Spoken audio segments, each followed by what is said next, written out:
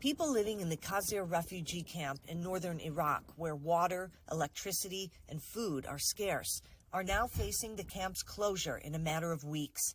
In April, the Iraqi Ministry of Immigration and Displaced Persons announced the closure of all refugee camps in the Kurdish region by July 30th. Since it was set up in 2014, the camp has housed tens of thousands of people, some fleeing the fighting between Iraqi forces and Islamic State, others escaping the civil war in Syria. Currently, there are about 640 households living in the camp. Supplies like water and fuel for electricity are low. Once thriving food stalls are emptying out.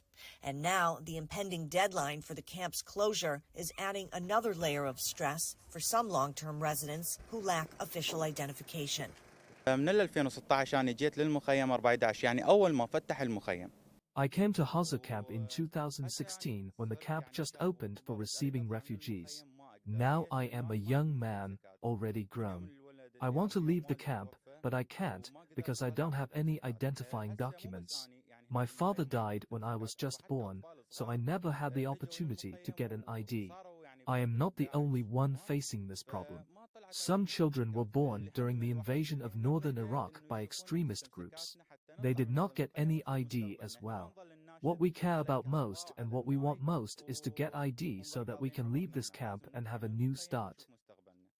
According to a recent report by the United Nations Refugee Agency, the UNHCR, there are more than 1 million internally displaced Iraqis and more than 300,000 refugees and asylum seekers in Iraq, the majority of whom are from Syria.